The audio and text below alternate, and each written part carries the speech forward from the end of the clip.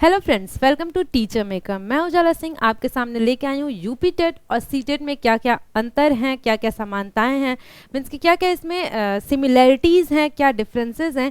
ये मैं आज आप लोगों को बहुत ही इजी लैंग्वेज में और पॉइंट्स के माध्यम से समझाने की कोशिश करूँगी। तो चलिए स्टार्ट करते हैं आज का सेशन। तो हम देखते हैं यूपी टेट और सी टेट, इन दोनों में क्या अंतर है, क्या सिमिलैरिटीज़ हैं। पहले तो हम लेवल देखते हैं, किस लेवल पे होता है ये। तो जो यूपी टेट है ये स्टेट लेवल का एग्ज़ाम है एंड जो सी टेट है ये सेंट्रल लेवल का एग्ज़ाम है। यूपी टेट यूपी की जो गवर्नमेंट है वो कंडक्ट कराती है, वो लेती है। तो ये यूपी स्टेट में लिया जाता है। जैसे कि अलग अलग टेट्स होते हैं अलग अलग स्टेट्स में, वैसे ही ये यूपी में यूपी टेट होता है, बिहार में बिहार टेट होता है, एमपी में एमपी टेट होता है, लेकिन हम अभी यूपी टेट की बात करेंगे। तो ये यूपी गवर्नमेंट कंडक्ट कराती है और ये नेशनल लेवल पे होता है। ये हमारा जो एग्ज़ाम है वो सीबीएसई कंडक्ट कराती है। ये हो गया एक डिफरेंस। दूसरा हम देखते हैं एलिजिबिलिटी, मीन्स कि कौन कौन इस फॉर्म को भर सकता है, कौन यूपी टेट दे सकता है, कौन सी टेट दे सकता है। तो मेनली जो बीएड, बीटीसी, डीएलएड ये सारी चीज़ें किया है वो यूपी टेट और सी टेट दोनों ही दे सकता है। बीएड, डीएलएड जिसका पुराना नाम बीटीसी था, बीएलएड, बीए बीएड एक कोर्स होता है वो इंटीग्रेटेड बीएड। आप इनमें से कोई भी चीज़ किए हैं या तो आप पास हैं या फिर अपीयरिंग में हैं। पहले अपीयरिंग वाले ये फॉर्म नहीं भर सकते थे, लेकिन अब अपीयरिंग में अगर आप लास्ट ईयर में हैं तो भी आप ये फॉर्म भर सकते हैं यूपी टेट और सी टेट का। तो ये हो गया। इसके अलावा हम टेस्ट लेवल देखें तो दो लेवल में इसके पेपर्स होते हैं, लेवल 1 एंड लेवल 2। लेवल 1 होता है प्राइमरी लेवल का, ये 1 to 5th वालों के लिए, और जूनियर लेवल लेवल 2 होता है जो 6 to 8th वालों के लिए होता है। दोनों में ही सेम पैटर्न है, मीन्स कि दोनों में ही दो लेवल पे एग्जाम्स होते हैं। एक 1 to 5th, हम इसे कहीं कहीं लेवल 1 लेवल 2 भी कहते हैं। 1 to 5th वालों के लिए एक पेपर होता है और जूनियर लेवल के लिए 6 to 8th वालों के लिए, मीन्स कि कौन 1 to 5th में पढ़ा सकता है। अगर हमें प्राइमरी लेवल के टीचर बनना है तो हमारा लेवल 1 यानी कि प्राइमरी लेवल वाला सी टेट या यूपी टेट क्वालिफाई होना चाहिए। अगर हम जूनियर लेवल में जाते हैं तो हमारा जूनियर लेवल वाला सी टेट या यूपी टेट क्वालिफाई होना चाहिए। ये दोनों ही पेपर कंडक्ट कराए जाते हैं। एग्ज़ाम ड्यूरेशन हम देखें तो 2.5 घंटे का ये एग्ज़ाम होता है और इसमें 150 क्वेश्चंस होते हैं।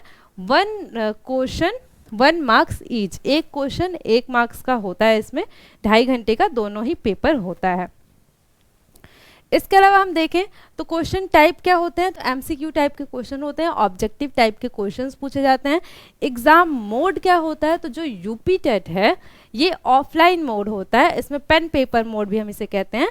और जो सी टेट है वो अब ऑनलाइन होने लगा है। पहले सी टेट भी क्या होता था, ऑफलाइन होता था।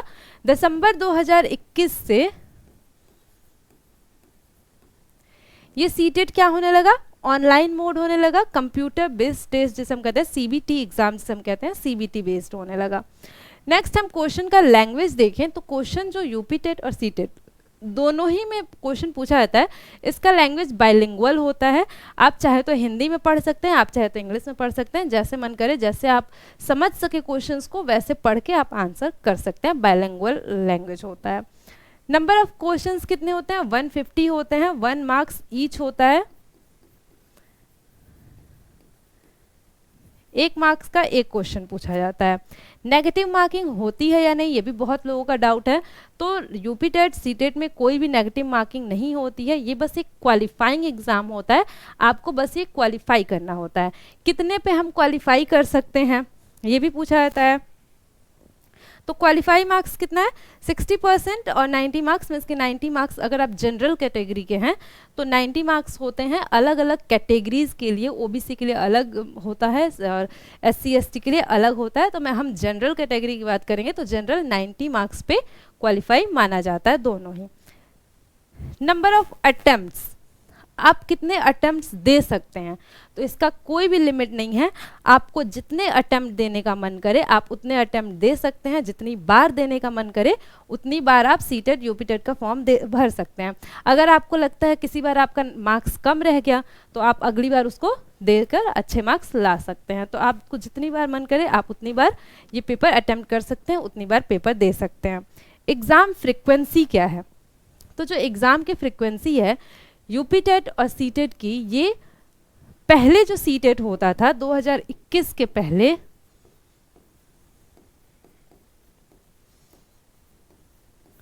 ये ट्वाइस इन अ ईयर होता था, मीन्स कि साल में 2 बार होता था।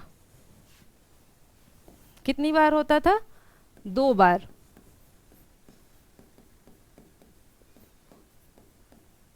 साल में। लेकिन जब 2021 में, या तो आप कह लीजिए जब कोविड आया या फिर जब ऑनलाइन होने लगा, तब से ये साल में 1 बार होने लगा। सिर्फ जनवरी में होता है ये एग्ज़ाम। इसके अलावा यूपीटेट की बात करें तो यूपीटेट भी ये माना जाता है कि 1 साल में 1 बार यूपीटेट होना चाहिए। क्वालिफाइंग एग्ज़ाम्स जो भी होते हैं वो मिनिमम साल में 1 बार कराने चाहिए। लेकिन गवर्नमेंट की लापरवाही कर लीजिए या फिर जो भी कह लीजिए, लेकिन ये एग्ज़ाम्स आने में बहुत ही लेट होता है। पिछले कुछ सालों से देखा जा रहा है कि 2 साल में 1 बार यूपीटेट आता है, लेकिन जनरली क्या होना चाहिए, साल में 1 बार इसे आना चाहिए। इसके अलावा हम वैलिडिटी की बात करते हैं, तो अगर आप एक बार सीटेट या यूपीटेट क्वालिफाई हैं तो आप लाइफ टाइम के लिए वैलिड हैं। आप लाइफ टाइम कहीं भी वैकेंसीज आती है, मीन्स कि अगर आप यूपीटेट क्वालिफाई हैं तो यूपी में वैकेंसी आती है तो आप उसमें अप्लाई कर सकते हैं, जॉब पा सकते हैं। और अगर आपने सीटेट किया है तो आप लाइफ टाइम के लिए कहीं भी किसी भी स्टेट में वैकेंसी आती है तो आप अप्लाई कर सकते हैं, वहाँ टीचर बन सकते हैं। सीटेट जो होता है ऑल ओवर इंडिया में एप्लीकेबल होता है। अगर आपने सीटेट किया है तो आप किसी भी स्टेट में जाके सीटेट के बेसिस पे, वहाँ और भी एक एग्ज़ाम होते हैं जॉब रिलेटेड, वो देकर, इंटरव्यू वगैरह भी होता है, वो देकर आप पा सकते हैं नौकरी। इसके अलावा पैटर्न की बात करें, इसमें पैटर्न रह गया। हम पैटर्न की बात करें तो यूपीटेट में किस पैटर्न के क्वेश्चंस पूछे जाते हैं एंड सीटेट में किस पैटर्न के क्वेश्चंस पूछे जाते हैं। तो यूपीटेट जो है हमारा, इसमें फैक्ट बेस्ड क्वेश्चंस पूछे जाते हैं। फैक्ट बेस्ड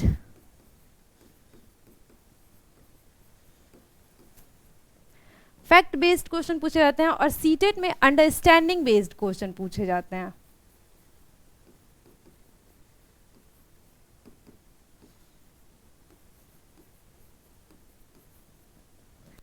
जैसे कि फैक्ट बेस्ड माने तो हम अगर ईवीएस की बात कर लें तो इसमें पूछ लेता है कि सबाना घास के मैदान कहाँ पाए जाते हैं। ऐसे डायरेक्ट क्वेश्चंस यूपीटेट में पूछा जाता है।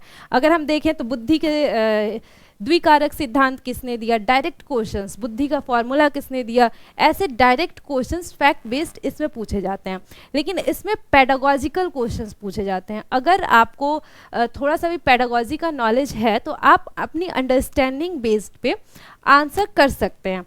तो ऐसा माना जाता है, मेरी पर्सनल ओपिनियन ये है कि जिसकी पेडागॉजी अच्छी होगी उसके लिए ये यूपीटेट का लेवल थोड़ा सा हार्ड नहीं कहेंगे, मॉडरेट कहेंगे, मॉडरेट होता है। क्योंकि अगर आपको एग्जैक्ट आंसर पता है, फैक्ट बेस्ड क्वेश्चन है, अगर आपको पता है तो सही होगा और नहीं पता है तो गलत होगा। लेकिन जो इसमें क्वेश्चंस पूछे जाते हैं ये अंडरस्टैंडिंग बेस्ड पूछे जाते हैं। आप थोड़ी सी अपनी समझ, अपना कॉमन सेंस लगा के थोड़ा सा आंसर सही कर सकते हैं। तो इसलिए मेरा पर्सनल ओपिनियन ये है कि यूपीटेट के कंपैरिजन में सीटेट का पेपर इजी आता है यूपीटेट के कंपैरिजन में, क्योंकि यहाँ फैक्ट बेस्ड क्वेश्चन पूछे जाते हैं और यहाँ अंडरस्टैंडिंग बेस्ड क्वेश्चन पूछे जाते हैं। इसके अलावा ये कुछ डिफरेंसेस हैं यूपीटेट और सीटेट के। आपको अगर इनमें से किसी की भी तैयारी करनी है तो आप हमारे साथ जुड़ सकते हैं। इसके अलावा आपको इसके रिगार्डिंग कोई भी डाउट हो तो आप कमेंट सेक्शन में पूछ सकते हैं। इसमें कुछ छूट गया हो तो आप कमेंट सेक्शन में पूछ सकते हैं, वो मैं डाउट आपका क्लियर कर दूंगी। आप इन दोनों में से किस चीज़ की तैयारी करते हैं ये भी कमेंट सेक्शन में ज़रूर बताइएगा। एंड वीडियो अच्छी लगी हो तो वीडियो को लाइक कर दीजिए। Thank you for watching.